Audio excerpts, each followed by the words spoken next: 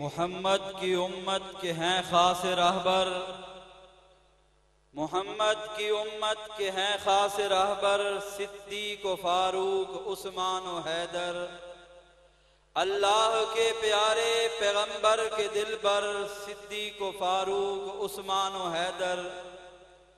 نعرہ لگایا ہے کیسا یہ پیارا، بانی یہ خدام قاضی یہ مظہر، صدیق و فاروق عثمان و حیدر۔ اس وقت سٹیج پہ جلوہ افروز ہو چکے ہیں مناظر اسلام، محقق اہل سنت، مقرر شعلہ بیان حضرت مولانا علامہ عبدالشکور حقانی صاحب دامت برکاتہم۔ ان سے میں ملتمس ہوں کہ وہ تشریف لائیں اور اپنے ارشادات عالیہ سے ہم سب کو مستفید فرمائیں۔ حضرت مولانا عبدالشکور حقانی صاحب۔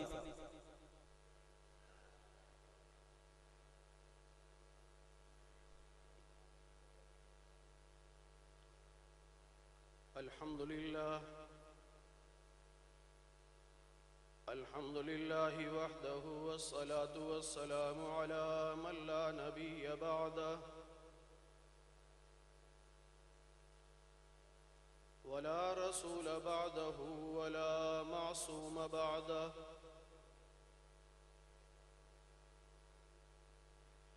ونشهد أن لا إله إلا الله وحده لا شريك له، ونشهد أن سيدنا وسندنا وحبيبنا وحبيب ربنا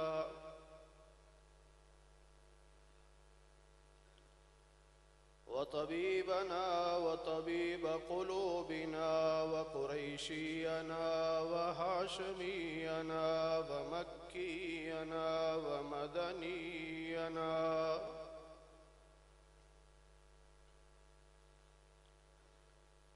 وأكرمنا وأشرفنا وأفضلنا وأحسننا وأجملنا وأطيبنا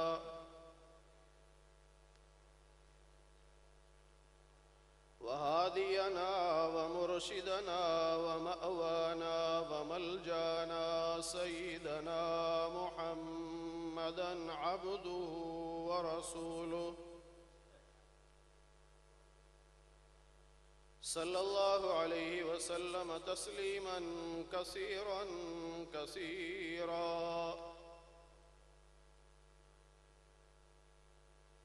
أما بعد فأعوذ بالله من الشيطان الرجيم. بسم الله الرحمن الرحيم.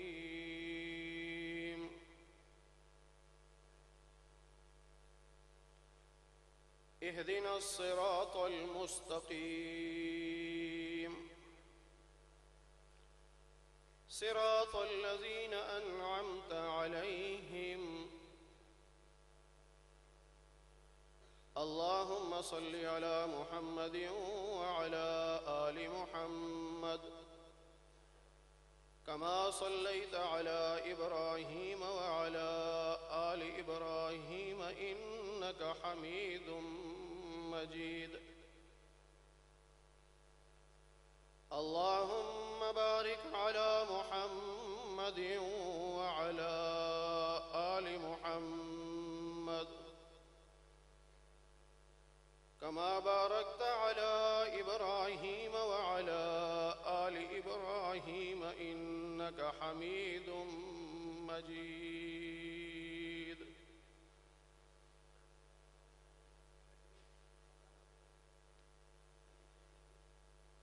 ہونٹوں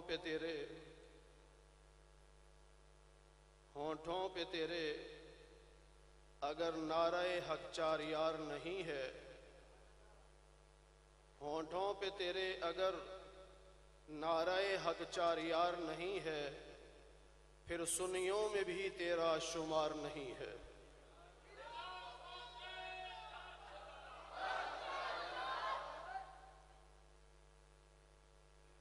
ضروری تو نہیں کہ آگ سے جل جائے انسان، ضروری تو نہیں کہ آگ سے جل جائے انسان، بغض ابو حنیفہ بھی سینوں کو جلا دیتا ہے۔ میرے انتہائی واجب الاحترام علماء کرام، بزرگان محترم، سامعین عزام،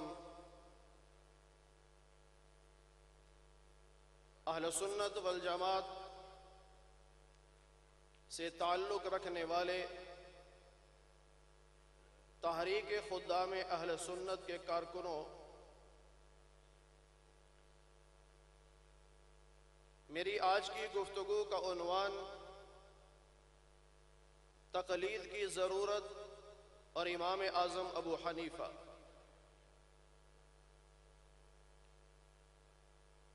اللہ رب العزت نے خود دعا سکھلائی کہ یوں دعا مانگو، اہدنا الصراط المستقیم،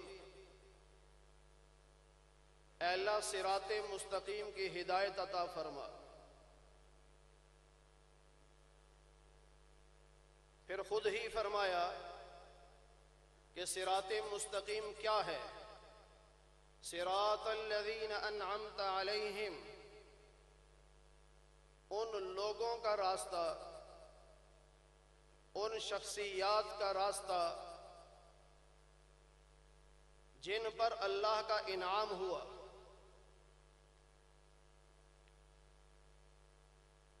اگر تقلید ضروری نہ ہوتی تو اللہ پھر لوگوں کی بات نہ فرماتے، اللہ پھر شخصیات کی بات نہ فرماتے، بلکہ اللہ یوں کہہ دیتے کہ قرآن کریم یہ صراط مستقیم ہے، اسے پڑھ لو، اس پہ چل پڑو۔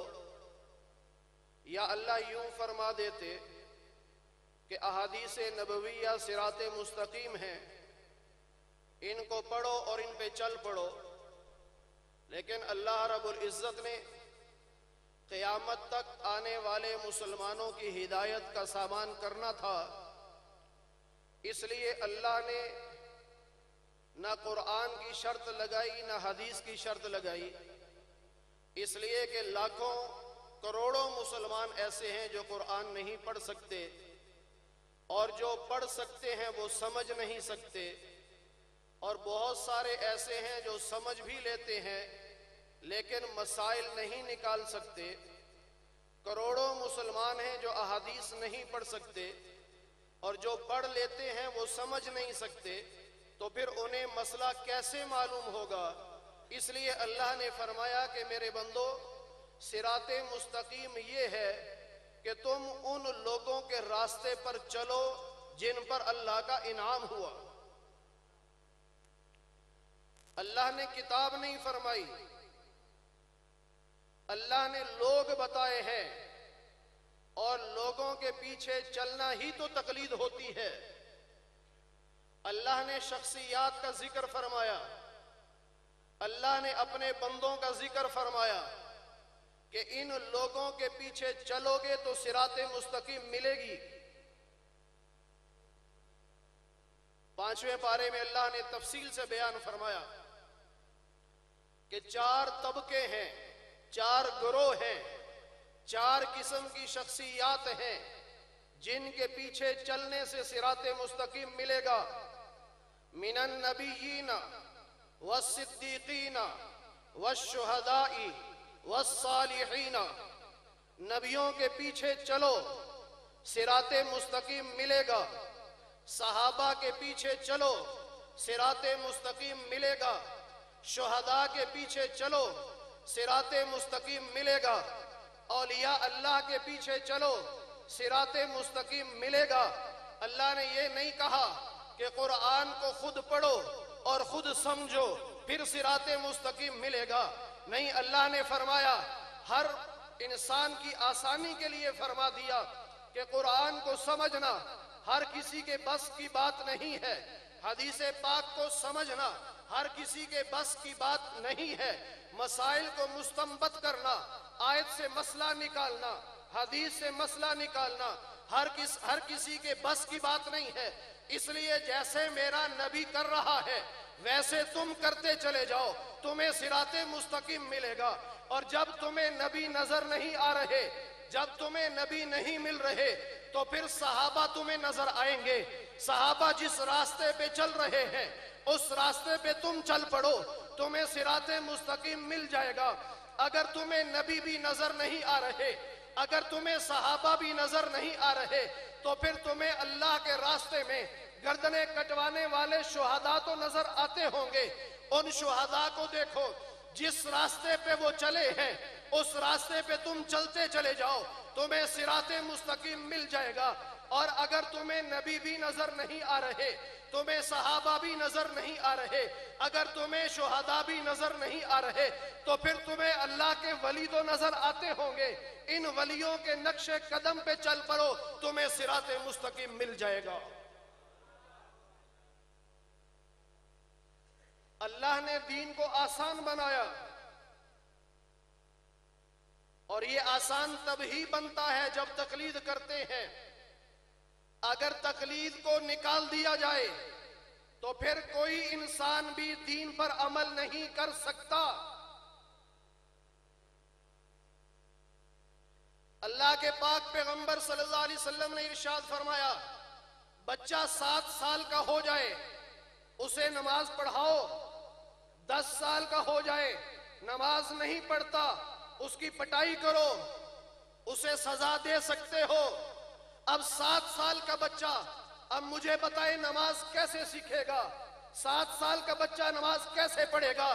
آپ اس کے سامنے اللہ کا قرآن رکھ دیں، 7 سال کے بچے سے کہیں یہ قرآن ہے، اس میں 750 دفعہ اللہ نے نماز کا حکم دیا ہے، لہٰذا بچے اس کو پڑھ لے اور نماز پڑھنا شروع کر دے۔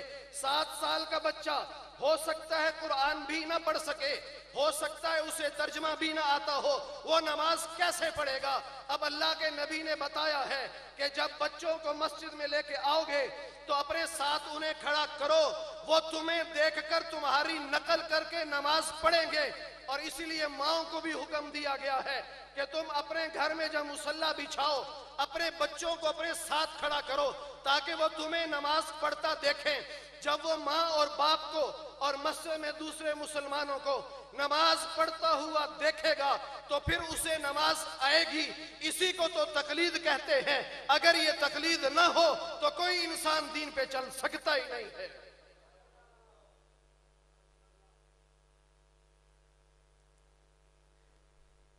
اب نماز پڑھنی شروع کی، اب اسے کیسے پتا چلے گا کہ نماز میں فرض کتنے ہیں؟ اسے کیسے پتا چلے گا نماز میں واجبات کتنے ہیں؟ اسے کیسے پتا چلے گا کہ کس کام کے نہ کرنے پر سجدہ سہو ہے؟ اب لازمی بات ہے وہ پوچھے گا۔ اب جس سے وہ پوچھ رہا ہے اس کی وہ تقلید کر رہا ہے، اور یہ لوگ جو شور مچاتے ہیں کہ تقلید نہیں کرنی چاہیے، تقلید تو شرک ہے، تقلید تو گناہ ہے، ہم ان سے یہ پوچھنا چاہتے ہیں، آپ اپنے امام سے مسئلہ پوچھو، آپ اپنے خطیب سے مسئلہ پوچھو تو وہ تقلید نہیں بنتی۔ یہ کیسی عجیب بات ہے، تمہارے نمازیوں کو نماز نہیں آتی، تمہارے نمازیوں کو فرائض کا پتہ نہیں ہے، تمہارے نمازیوں کو واجبات کا پتہ نہیں ہے، وہ اپنے امام سے پوچھتے ہیں۔ اگر وہ تم سے پوچھ کر مسئلے پہ عمل کرے تو تم اسے تقلید نہیں سمجھتے، بالکل یہ بھی تقلید ہے، ہم بھی تقلید کرتے ہیں۔ فرق صرف اتنا ہے کہ سنی کبھی جھوٹ نہیں بولتا، وہ تقلید کر کے مانتا ہے کہ میں تقلید کرتا ہوں، اور جو اپنے آپ کو سنی نہیں کہتا وہ جھوٹا شخص ہے، اس لیے کہ وہ تقلید کرتا بھی ہے اور پھر جھوٹ بھی بولتا ہے کہ میں تقلید نہیں کرتا۔ ایک اور فرق سمجھیے، وہ تقلید کرتا ہے لیکن 15ویں صدی کے ملا کی تقلید کرتا ہے، ہم اہل سنت والجماعت تقلید کرتے ہیں لیکن ہم پہلی صدی کے امام اعظم کی تقلید کرتے ہیں۔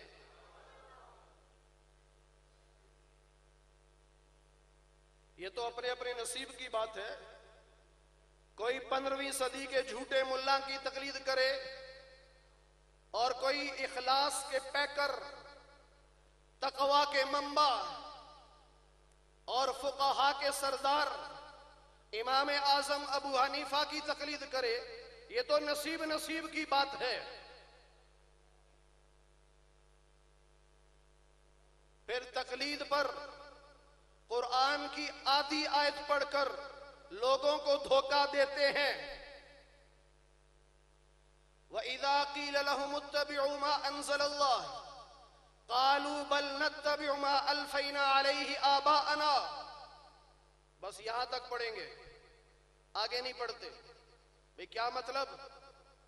کہ جب ان کافروں سے کہا جاتا، مکہ کے کافروں سے جب کہا جاتا اتبعوا ما انزل اللہ، اللہ نے جو قرآن اتارا ہے، اللہ نے جو حدیث اتاری ہے اس پر عمل کرو، تو وہ کافر آگے سے کہتے تھے نہیں نہیں ہم اس پر عمل نہیں کریں گے، بل نتبع ما الفینا علیہ آباءنا، ہم تو اس طریقے پر چلیں گے جس پہ ہمارے باپ دادا چلے ہیں۔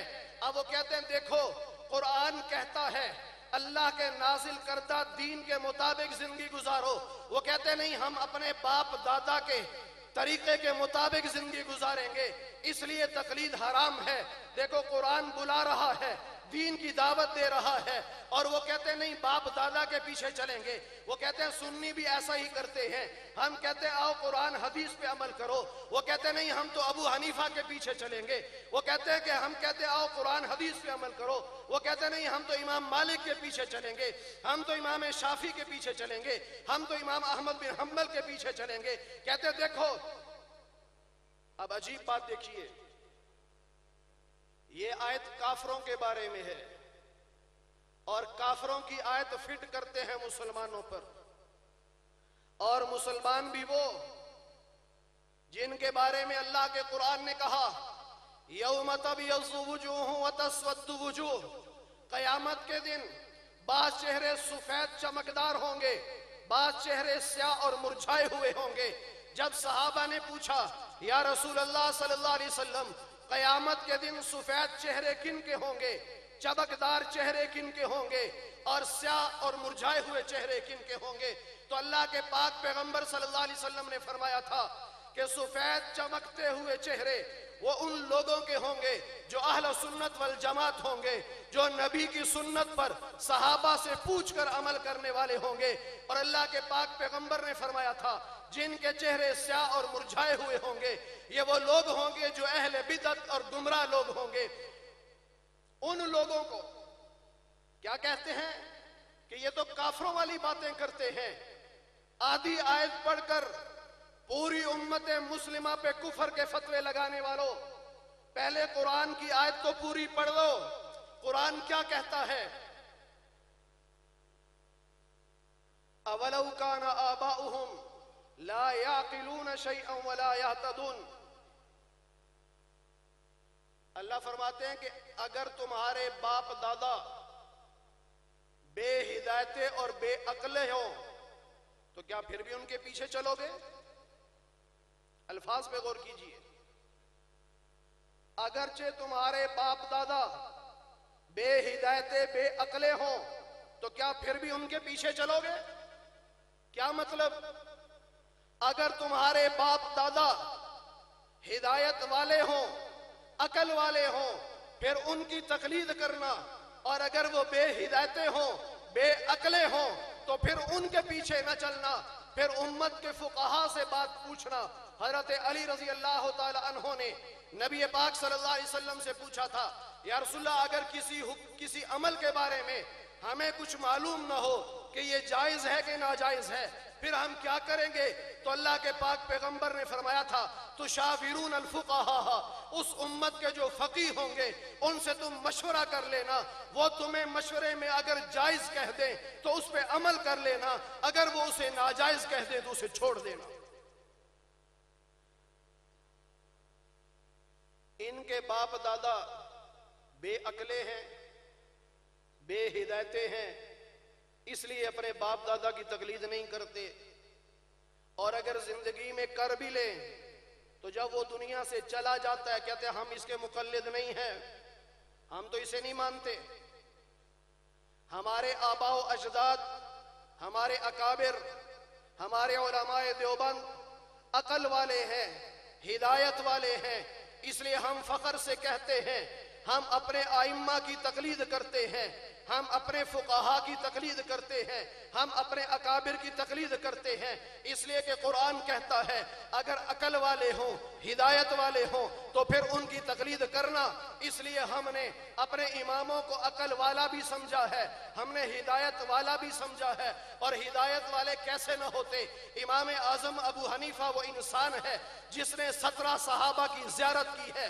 इमाम आजम अबू हनीफा वो इंसान है जिसके बारे में नबी पाक सल्लल्लाहु अलैहि वसल्लम ने खुशखबरी सुनाई थी कि ऐ सलमान फारसी रजी अल्लाह ताला अन्हो, तेरी नस्ल में ऐसे लोग पैदा होंगे कि अगर दीन सुरैया सितारे पर या ईमान सुरैया सितारे पर या इस्लाम सुरैया सितारे पे अगर चला जाए तो तेरी नस्ल के लोग वहां से भी दीन को उतारकर जमीन पे ले आएंगे और लोगों में फैला देंगे।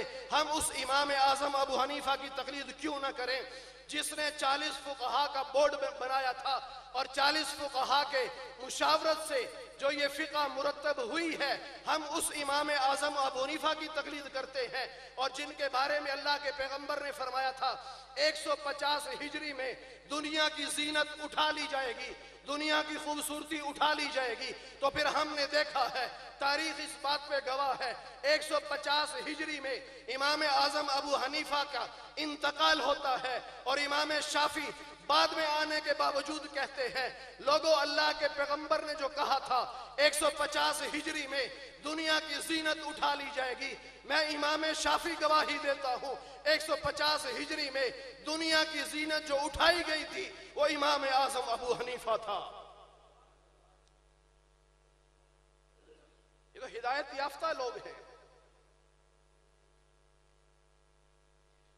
जिनको अल्लाह के नबी के दरबार से जन्नत की बशारत मिली है। अल्लाह के पाक पैगंबर सल्लल्लाहु अलैहि वसल्लम ने फरमाया जिसने मेरी ज़ियारत की, ईमान की हालत में जिसने मेरी ज़ियारत की उस पे जहन्नुम की आग हराम है। हमारा अकीदा है 1.5 लाख से ज्यादा सहाबा किराम जिन्होंने अल्लाह के पाक पैगंबर की ज़ियारत की है उन तमाम सहाबा पर जहन्नुम हराम है। अल्लाह का कुरान कहता है तमाम सहाबा जन्नती हैं, वकुल्लम वअदल्लाहुल हुस्ना। अल्लाह के कुरान का वादा है तमाम के तमाम सहाबा जन्नती हैं। और अल्लाह के पाक पैगंबर ने फरमाया जिसने ईमान की हालत में मेरे सहाबा की ज़ियारत कर ली यानी ताबई बन गया, उसके लिए भी जहन्नम हराम है। इमाम अबू हनीफा ताबई है, 17 सहाबा की ज़ियारत करने वाले हैं, ईमान की हालत में ज़ियारत करने वाले हैं। तो फिर हम क्यों ना कहें हम उस इमाम की तकलीद करते हैं जिसको अल्लाह के पैगंबर ने जन्नत की बशारत दी है। और रही बात अकल की तो कई घंटे गुफ्तगू हो सकती है अल्लाह ने हमारे इमाम को क्या अकल अता की थी। चुटकियों में मसले हल करते थे, चुटकियों में। जहां सारे उलमा बेबस, हजरत मसला हल नहीं हो रहा, आपके पास जाते, आप वक्त नहीं मांगते थे कि मुझे टाइम दे दो मैं सोच लूं, उसी वक्त मसला हल कर देते थे। लोग हैरान हो जाते थे इमाम आजम अबू हनीफा को अल्लाह ने क्या अकल दी है। एक आम सा मसला समझ लीजिए, आपने सुना होगा अल्लाह के पाक पैगंबर सल्लल्लाहु अलैहि वसल्लम ने फरमाया कि जब तुम मक्का पहुंचो और पहली नजर तुम्हारी बैतुल्लाह पे पड़े, जो दुआ मांगोगे वो दुआ कबूल होगी। अब लोग लिस्टें बनाते हैं, ये दुआ भी मांगनी है, ये भी मांगनी है, ये भी मांगनी है, ये भी मांगनी है। अब वहां हालात ऐसे हो जाते हैं, चलते चलते अचानक बैतुल्लाह पे नजर पड़ गई, अब परेशान, ओहो लिस्ट तो मैं कमरे में भूल आया, अब दुआ कैसे मांगू। या धक्का लगा, अपनी जगह से हिल गया, अब परेशान है, दुआ क्या मांगू। पहली नजर तो हट गई है और मैं दुआ भी ना मांग सका। میں کہتا ہوں پریشان کیوں ہوتا ہے؟ آ جا میرے امام کے در پہ، اس سے پوچھ کہ میں چاہتا ہوں کہ میں وہ دعا مانگوں جو دعا اللہ کے نبی نے بتائی ہے کہ جو دعا مانگو گے قبول ہوگی۔ ایک ہی نظر میں میں ایسی دعا مانگنا چاہتا ہوں تاکہ اس کے بعد مجھے کسی دعا کی حاجت نہ رہے۔ میرے اور تیرے امام اعظم ابو حنیفہ نے فرمایا، او لوگوں پریشان کیوں ہوتے ہو؟ لسٹیں کیوں بناتے ہو؟ ڈائریوں میں کیوں لکھتے ہو؟ آؤ میں تمہیں طریقہ بتاتا ہوں۔ اللہ کے پیغمبر نے یہی فرمایا تھا نا کہ جو دعا مانگو گے پہلی نظر پہ وہ دعا قبول ہوگی۔ تو جب بیت اللہ پہ پہلی نظر پڑے تو تم یوں کہہ دو، اے اللہ آج کے بعد موت تک جتنی بھی دعائیں مانگوں ساری قبول کر لے۔ لو ایسا عقل مند انسان۔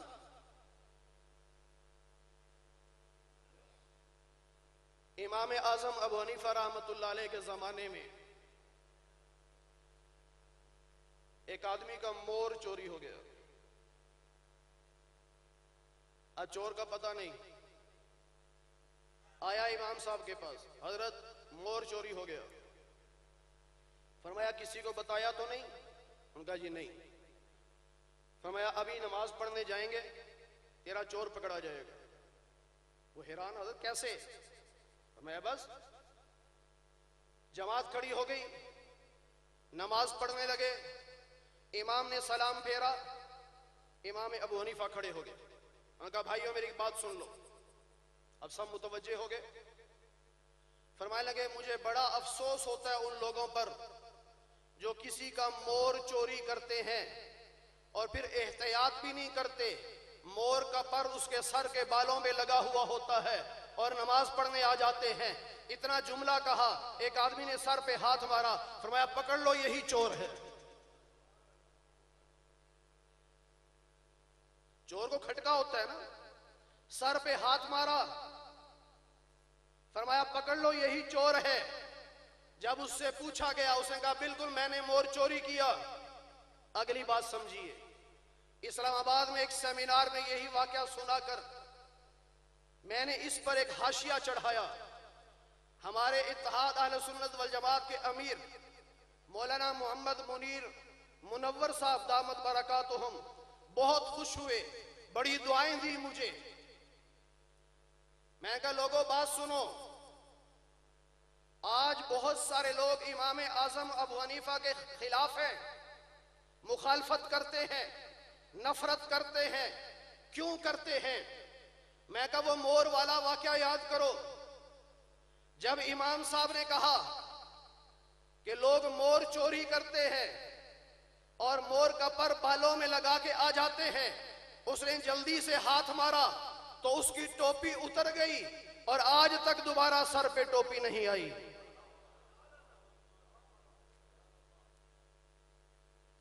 امام صاحب نے چور سب کے سامنے کھڑا کر دیا۔ اس دن سے چور کو امام اعظم ابو حنیفہ سے نفرت ہے۔ امام اعمش کا نام سنا ہوگا آپ نے، بہت بڑے محدث تھے، بہت بڑے محدث۔ ایک زمانہ ایسا تھا کہ بیوی طلاق مانگتی تھی، آپ دیتے نہیں تھے۔ بیوی طلاق مانگتی تھی، آپ دیتے نہیں تھے۔ ایک دن رات کو اپنی بیوی سے کہہ بیٹھے، کسی بات پہ ناراض ہوئی، مان لگے اگر فجر کی اذان سے پہلے پہلے تو نہ بولی تو تجھے 3 طلاق۔ کہہ تو بیٹھے، اب پریشان ہو گئے کہ بیوی ہاتھ سے جا رہی ہے اور یہ تو بولے گی نہیں فجر تک، گونگی بن کے بیٹھ جائے گی، اور بیوی کو میں چھوڑنا نہیں چاہتا اور یہ غلطی بھی کر بیٹھا، اب بیوی کیسے بچاؤ؟ آئے چل کے امام اعظم ابو حنیفہ کے پاس۔ امام اعمش امام ابو حنیفہ کے پاس آتے ہیں، حضرت پھنس گیا ہوں، مسئلہ حل کر دیجئے۔ میں کیا ہوا؟ میں بیوی کو یہ کہہ بیٹھا ہوں اگر فجر کی اذان تک نہ بولی تو تمہیں 3 طلاقیں. اب وہ بول نہیں رہی اور بیوی کو طلاق ہو جائے گی اور وہ خوش ہو جائے گی، میں کیا کروں گا؟ امام صاحب فرمایا گھر چلے جاؤ، بے فکر ہو کے بیٹھو، طلاق نہیں ہوگی. وہ حیران کیسے نہیں ہوگی؟ میں جاؤ گھر. وہ گھر چلے گئے. فجر کا وقت شروع ہونے سے 1 گھنٹہ پہلے امام صاحب مسجد میں آئے، مؤذن کو اٹھایا، اٹھو اذان دو. انہوں نے کہا حضرت ابھی تو فجر میں گھنٹہ پڑا ہے. فرمایا میں تمہیں کہہ رہا ہوں اذان دو. اس نے اذان شروع کی، اللہ اکبر اللہ اکبر. امام اعمش کی بیوی بول پڑی، کہتی ہے جو شکر ہے میری جان چھوٹی، مجھے طلاق ہو گئی. امام اعمش پریشان، امام صاحب یہ کیا ہوا؟ فرمایا جب اذان شروع کی تھی تمہاری بیوی بولی؟ انہوں نے کہا جی ہاں بولی. میں تم نے کیا کہا تھا؟ میں نے کہا تھا فجر کی اذان سے پہلے اگر نہ بولی. انہوں نے کہا جاؤ جا کے بتا دو یہ فجر کی اذان نہیں ہے، ہم نے 1 گھنٹہ پہلے اذان دلوا دی. اللہ نے ہمیں ایسا امام دیا جو چٹکیوں میں مسئلہ حل کرنے والا. اب ایک وقت ایسا آیا امام اعمش طلاق دینا چاہتے ہیں، اب بیوی نہیں لینا چاہتی. ایسا وقت بھی آ گیا. اب امام اعمش مطالعہ کرتے، احادیث پڑھتے، بیوی آ جاتی، حضرت جی یہ تھیلا پڑا ہے، آٹا ختم ہو گیا. آپ کو بڑا غصہ چڑھتا کہ میں مطالعہ کر رہا ہوں اور یہ ہر دوسرے دن آ جاتی ہے، جی آٹا ختم ہو گیا، آٹا ختم ہو گیا. آپ نے غصے میں آ کے کہا اگر تم نے مجھے کہا کہ آٹا ختم ہو گیا تمہیں 3 طلاق.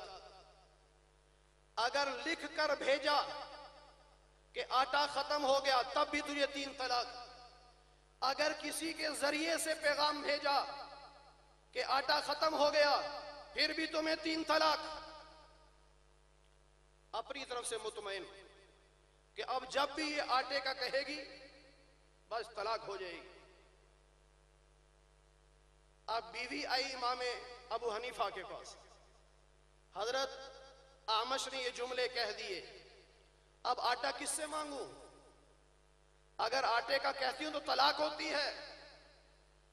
فرمایا بی بی طلاق نہیں ہونے دوں گا، طلاق نہیں ہونے دوں گا. حضرت کیسے؟ فرمایا جب امام اعمش سو رہے ہوں تو ان کے قمیض کے پلو کے ساتھ آٹے کا تھیلا باندھ دینا. اب اس سے کیا ہوگا؟ فرمایا تم نے زبان سے نہیں کہا کہ آٹا ختم، تم نے لکھ کے نہیں بتایا کہ آٹا ختم، تم نے کسی کے ذریعے پیغام نہیں بھیجا کہ آٹا ختم، تم نے تھیلا ساتھ باندھا ہے. اس نے ایسا ہی کیا. امام اعمش جب نیند سے بیدار ہوئے دیکھا کہ میری قمیض کے ساتھ آٹے کا تھیلا بندھا ہوا ہے، سمجھ گئے، فوراً بیوی سے کہنے لگے لگتا ہے امام ابو حنیفہ کے پاس گئی تھی. ہمیں اللہ نے وہ امام دیا ہے جو عقل میں بہت آگے ہے، ساری دنیا عقل میں اس امام کا مقابلہ نہیں کر سکتی. اور وہ امام جو لوگوں کے گھروں کو بچانے والا تھا. آج لوگ کہتے ہیں یہ حنفی لوگ 3 طلاق کو 3 طلاق قرار دے کر لوگوں کے گھروں کو اجاڑتے ہیں. ہم کہتے ہیں نہیں نہیں، ہم لوگوں کے گھروں کو بچاتے ہیں، اجاڑتے تم ہو. اس لیے کہ امام اعظم ابو حنیفہ نے جب بھی کسی نے طلاقیں دی ہیں، مشروط طلاقیں دی ہیں، امام ابو حنیفہ نے طلاق کا انکار نہیں کیا، اس طلاق سے بچنے کا راستہ بتایا ہے.